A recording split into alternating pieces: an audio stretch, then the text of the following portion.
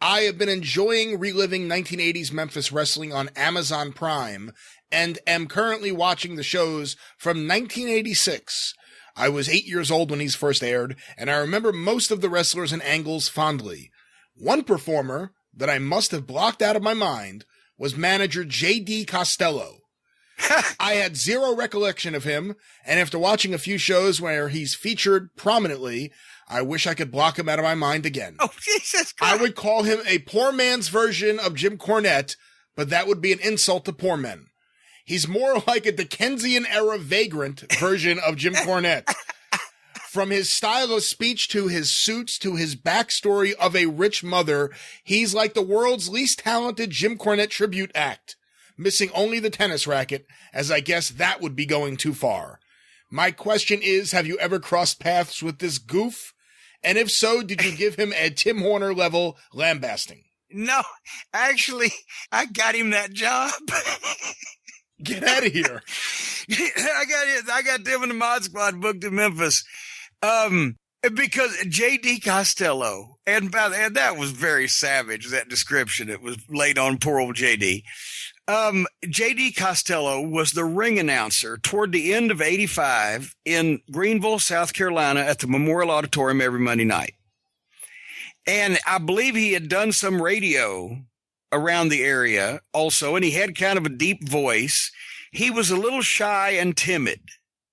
Okay, let's put it that way. He was a little shy and timid. He wasn't a very forceful personality, but he was a striking looking person. And I don't mean that in a complimentary way, but as far as he looked like some kind of cross between Uncle Creepy and a goddamn mortician. It just had a pale and actually, I've saw J.D. and I can't remember his real name, and I guess I probably wouldn't tell it if I could, but he actually brought me to Charlotte when he had a promotion running like 10 years ago to see what I thought of the outfit. And I thought he was drawing 400 people in his place he had customized and had a good show, and then come to find out he had to get closed down because he didn't have zoning permission for any of it. But anyway, so J.D. Costello is the ring announcer, and there's two guys, brothers from South Carolina named Mac and Jim Jeffers.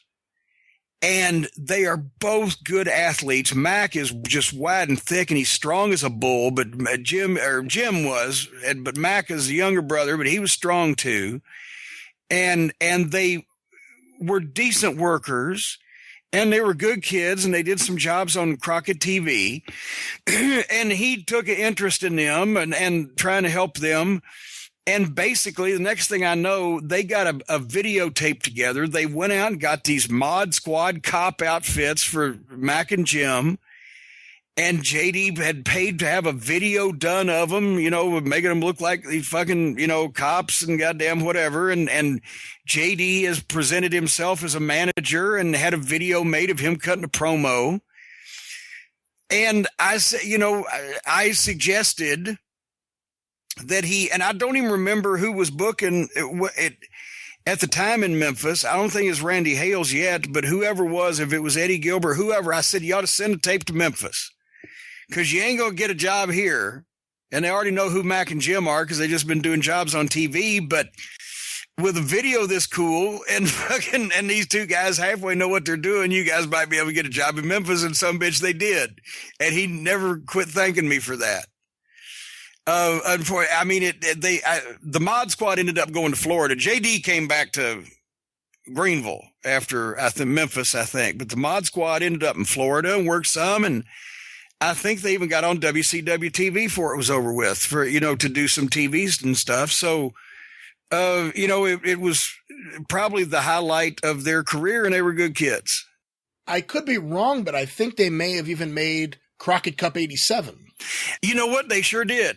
They were in one of them, and that sounds like the one they'd have been in.